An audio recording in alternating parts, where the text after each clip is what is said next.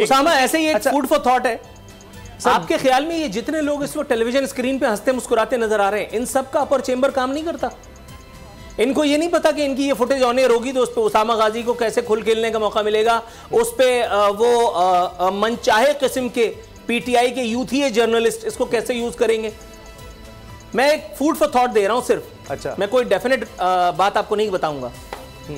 आपको लगता है कि ये सब इतने ही खर दिमाग है, विद ऑल ड्यू रिस्पेक्ट, कि इनको मालूम भी है कि इनकी ये फुटेज इनके खिलाफ जाएगी, फिर भी ये इस तरह की तस्वीरें हंस के खिंचवा रहे हैं। साद रफीक का आपके ख्याल में कोई दिमागी तवाजुन बहक गया है? मिफ्ता इस्माइल का दिमाग खराब हो गया कि वो बैठ करके टेलीविजन के शो में बाकायदा एक एंकर को इंटरव्यू देते हुए वो कहते हैं ठीक है, अगर इसका खुमियाजा हमारी सियासत को दे करके भुगतना पड़ता है तो हम इसके लिए तैयार हैं। इसके पीछे भी तो कुछ हो सकता है। अच्छा, मैं सिर्फ ये कह रहा हूं, इसके पीछे भी तो कुछ हो सकता है। पॉलिटिक्स इनका भी करियर है, पॉलिटिक्स नहीं है तो ये लोग भी तो बर्बाद है ना। उसके बाद इनमें, मुझमें और आप में कोई खास फर्क नहीं रह जाएगा।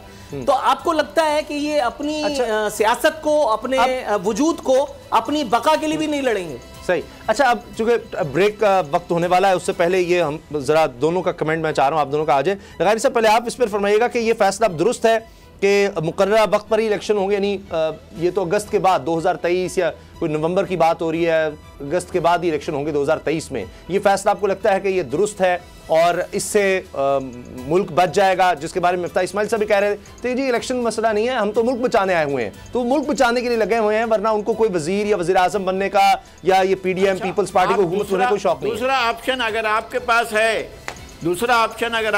है, तो वो पेश कर दें सर, मेरा ख्याल है आप बता दें। फ्री एंड फेयर इलेक्शन आपके पास अगर दूसरा ऑप्शन है, ये इस्तीफा दे देते हैं, ये इस्तीफा देकर घर चले जाते हैं, फिर आप नया इलेक्शन करवाते हैं। नया इलेक्शन के बाद आपके पास सूरज चांद सितारे सब जमा हो जाएंगे, सारे के सारे जो है तमाम दुनिया इमरान खान के आगे हाथ जोड़कर, पाँव उनके पकड़कर और उनकी थोड़ी को हाथ लगाकर कह रहे होगी हुजूर अपनी मईशत के लिए हमें बताएं, हम आपकी क्या खिदमत करें।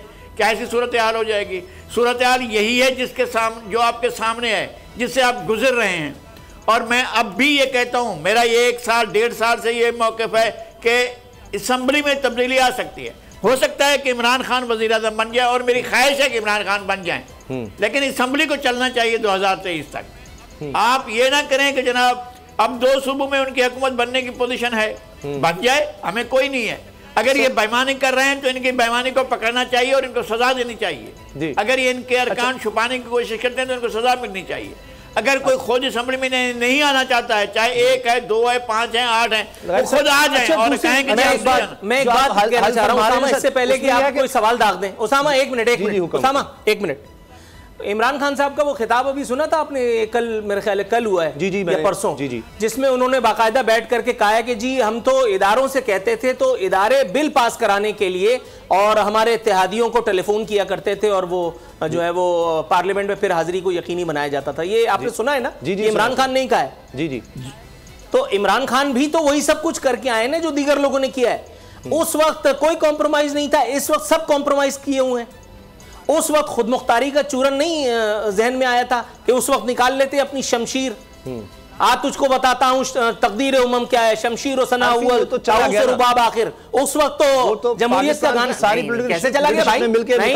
नहीं भाई, नहीं ना, कैसे चला गया?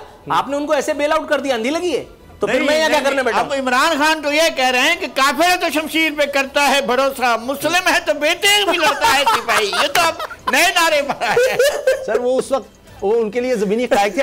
आज की अब बात वो तो मान रहे हैं ना, तो ये भी मान जाएं कि जनाब किस तरह से सारा रजीम बात ये है कि जब इख्तिदार का उमा सर पे से उड़ करके पड़ोसी की दीवार पे बैठ जाता है, तब तो हर आदमी इंटेलेक्चुअल हो जाता है, तब तो हर आदमी नजरियाती हो जाता है। सरकारी मुलाजिमों की जब नौकरी फेल हो जाती है तो उसके बाद उनमें ईमान अंगड़ाई लेकर खुद के बाहर आ रहा होता है। मेरे भाई, सब्सक्राइब करें और बेल दबाएं ताकि कोई खबर रह न जाए।